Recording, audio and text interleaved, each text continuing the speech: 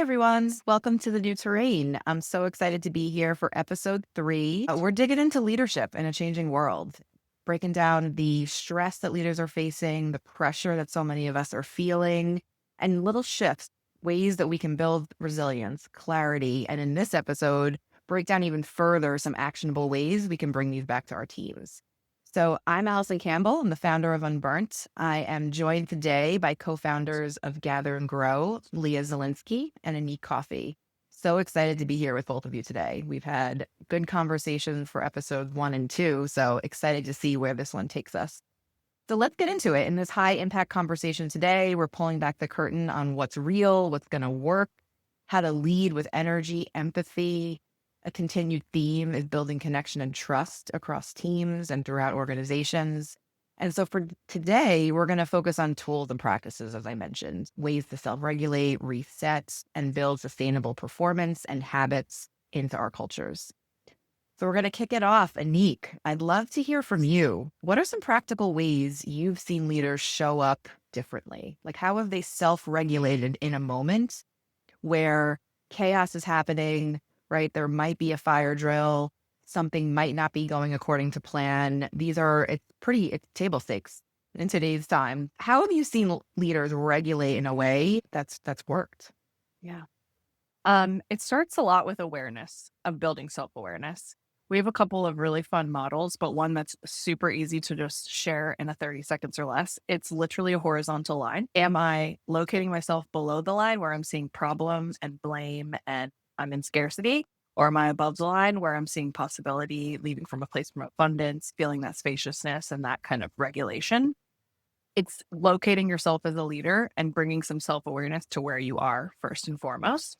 And then noticing it in other ways too. So we talk a lot about like somatic and embodiment. So noticing where in your body you can feel it, noticing where in your voice, your tense, your intensity, even when you're kind of in overdrive, because that's where your words follow. So that self-regulation really starts with awareness. That's point number 1 for me.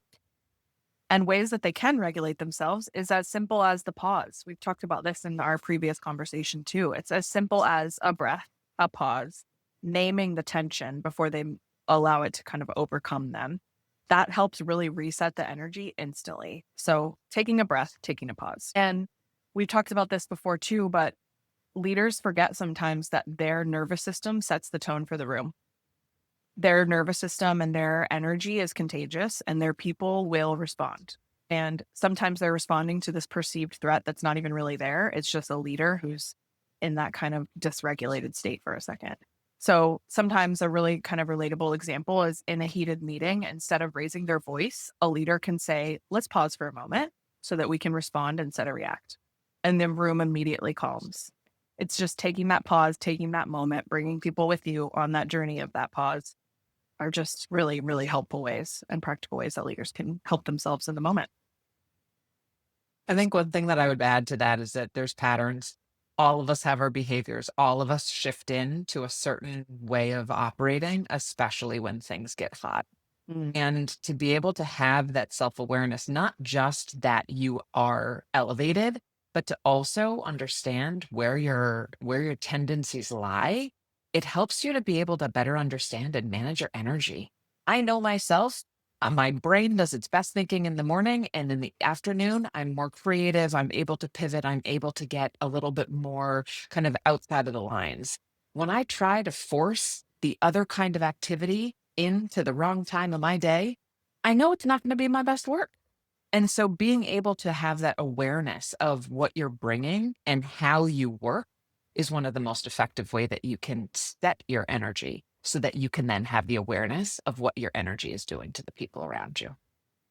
Such great tips and really simple. These are really pragmatic ways that you can bake in little interventions and it could, make all the difference by switching what you're doing, when you're doing it, the pause. Anique, I love the let's take a moment in the meeting. I think that's super powerful and it kind of allows everybody to reset and just take a moment before things escalate further. So I absolutely love all the actionable tips. So let's keep this going. Leah, have you seen small resets protect energy and focus over time, right? So it's super important that we're interjecting in the moment, but how have you seen that really culminate and stack over time? Yeah. One of the things that comes to mind most immediately is letting easy things be easy and letting your energy really be saved for the stuff that's hard. And so there's this very simple statement that you can say to yourself. You can write it on a post it and put it right on your computer, but it's all about designing with the end in mind. Is this something that just needs to be done? Can you check it off your list? Can you delegate it? Can you have somebody else do it? Or is this really something that requires your best work? Not only does that work for you as a leader, but it also helps for you to be able to challenge your team to think through what they actually have to do before they have to do it. Then you as a leader can better understand if your team's over engineering something that should be simple, if you're asking somebody to do something that's above their skills, or maybe it's an opportunity for them to learn and they just need a little bit more coaching in order to be able to get through it. And so being able to have really clear expectations around how much energy you expect something to take is one of the best ways that you can do to actually maximize the energy that your team has, because you're not wasting it on stuff that doesn't matter. So that's part one, is designing with the end in mind. The other thing is really about clarity. We talked a lot about clarity earlier, but having a sense of aligned action. Action goes beyond analysis paralysis. Action goes beyond overwhelm. Action allows you to actually take steps forward, but the piece that's missing is the alignment. Do you have clarity on what's actually going to be moving the needle? Is the team all on the same page, driving programs together in a way that feels cohesive, where everyone's efforts are building on each other and headed in the same direction for the same reason? I always think about that, you know, in Finding Nemo, when Dory is stuck in that net with all of those gray fish, and all of those dumb fish are just swimming in every possible direction. And Dory has to remind them that we're all going to swim in the same direction. We are all going to turn around and we're going to swim in the same direction. And they're able to break through that net, but they can only do that when they're all swimming in the same direction. So as a leader, it is your job to make sure that all of your fish are swimming in the right direction. I love that. Yeah. And what I'm hearing is, I think, as leaders, we often feel like we have to have all the answers, we have to not show any uncertainty. But I think in actually being able to ask good questions and, not only be curious, but invite feedback from the team and really break down what matters. Like, what are we working on? Why? Can we do a quick audit and pulse check why this thing we think is so important is actually taking up so much space in our week? So as leaders, when I'm hearing Leah, it's about asking questions too, and just being open to the feedback that comes back from your team. Absolutely. I love that. Amazing. Now I want to go watch Finding Nemo. You would be surprised how many leadership lessons are in all those kid movies. Ah. It is. I love it. I love it. Inside Out, another great one. All right. So, Anique, let's keep the conversation going. This is maybe the $1 million question here, maybe the $1 billion question. What does a resilient, sustainable culture look like in practice? So much of the conversation has been little tips and tricks, ways that we can work in some of these practices for resets. What does it look like when these are all working together in harmony? I think we all can add to this one a little bit, but I'll get us started. For me, a resilient culture is one where people know how to push, know when to bring the right pace and the cadence, but also know how to pause. We've talked about this before.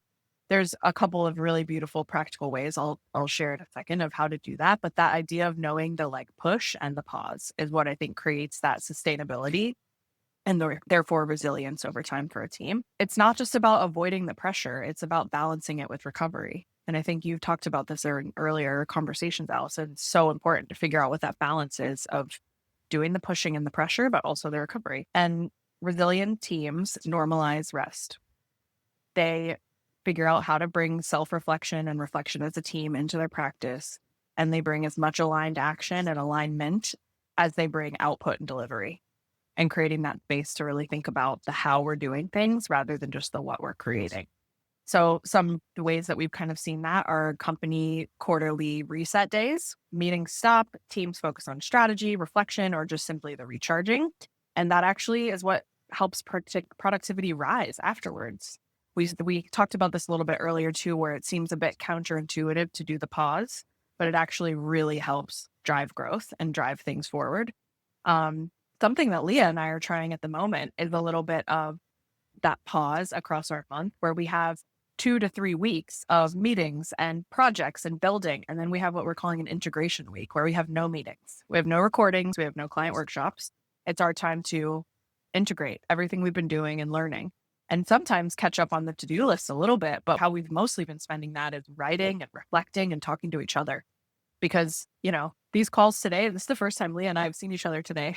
We just jumped right into the next thing. And we have to have time for that connection and to build trust with each other in order for our company to grow.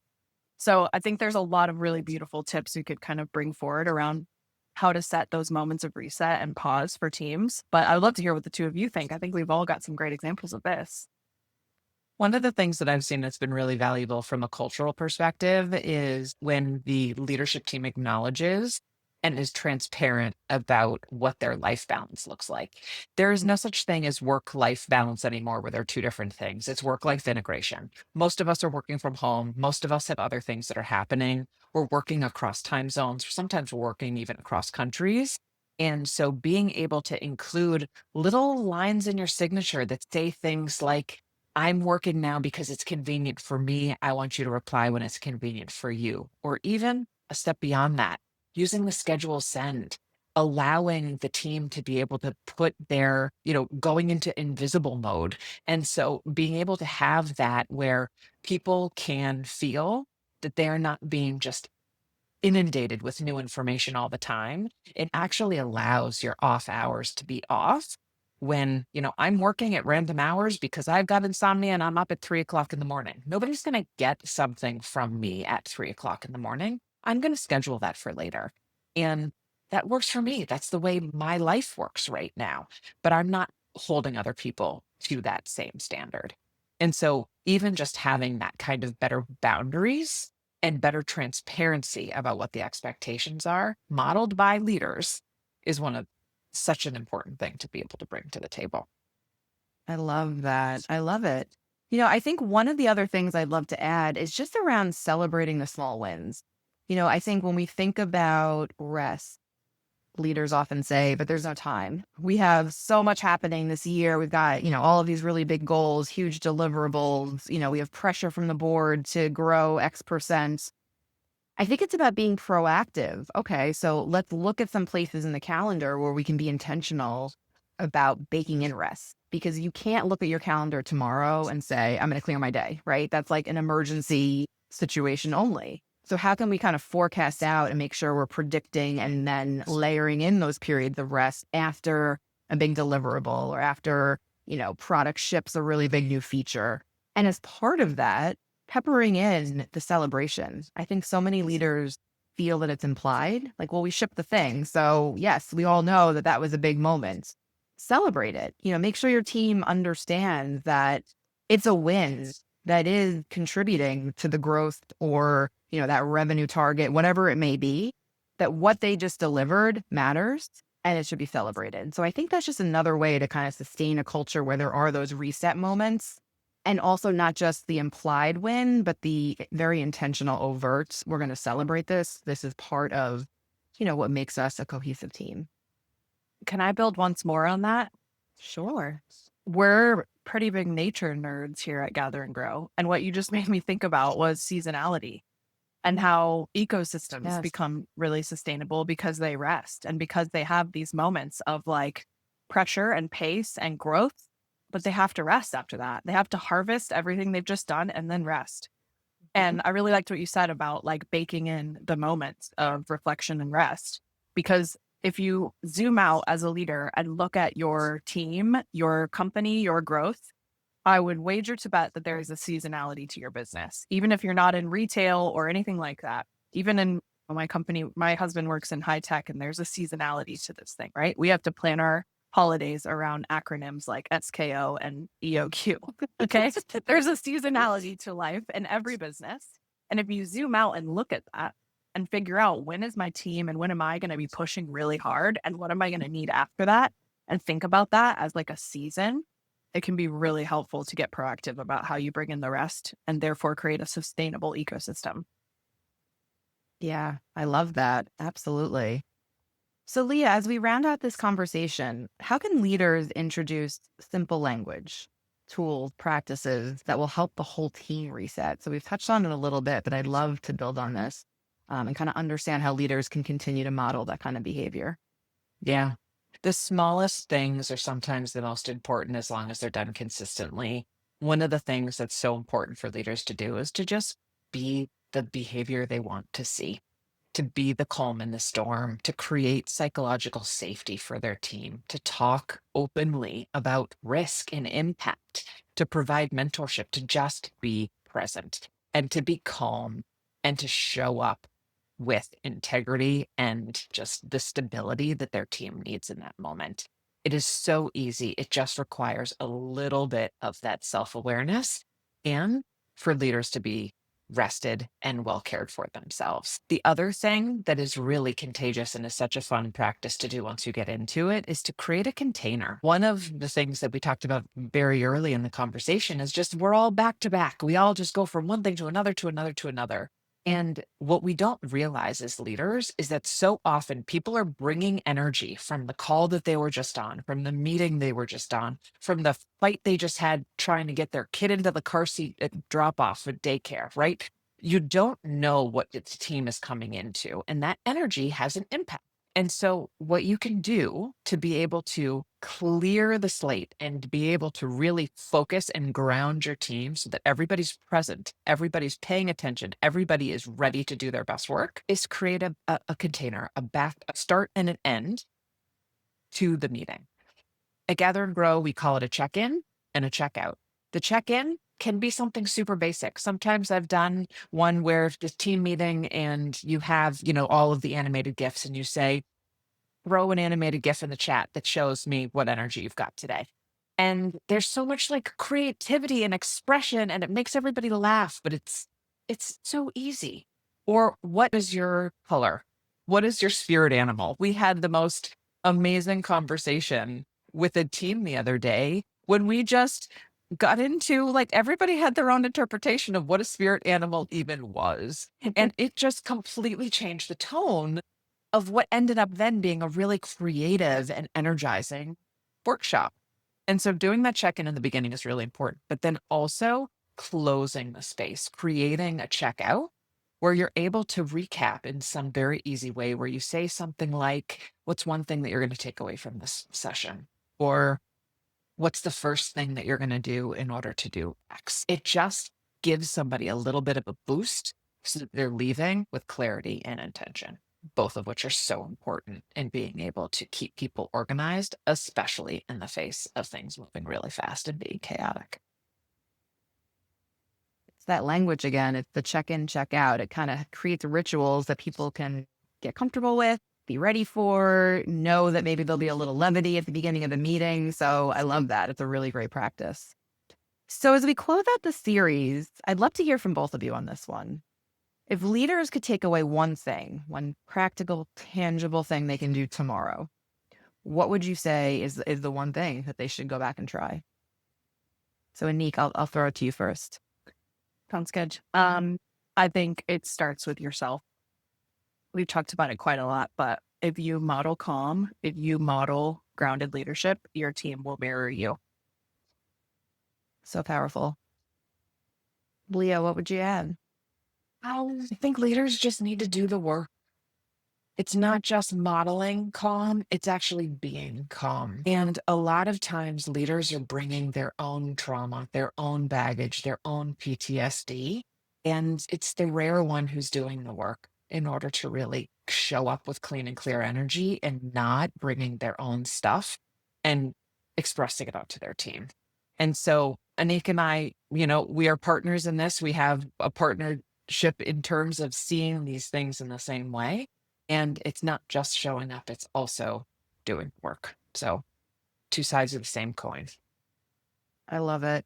And I think it's a lifelong practice as a leader, as an employee, as a human being to, trial different things in different seasons of life, in different moments of craziness in the business. And, really just remember that perfection is an illusion. And if you have a slip up or a bad day or a really tough meeting, we can always reset. We can always start again. And, I think just having that grace that we're all just trying to figure this out. None of us have the exact perfect recipe playbook, and it's ever changing. So I think we talk so much, but just that permission to bring our humanness to the conversation, to our teams and to the meeting so that, we can work together to figure out the solution because none of us can do it on our own. So I'd love to invite all of you to think about, what challenges you're facing and a tool, a tip, a practice that maybe you'll integrate. I love that word integration. I'm going to steal that and build an integration week for myself at Unburnt. But I'd invite all of you to think about that and what you're going to onboard as you reset and build that ritual in for yourself. So thank you so much for joining us in this series, and we hope to see you next time.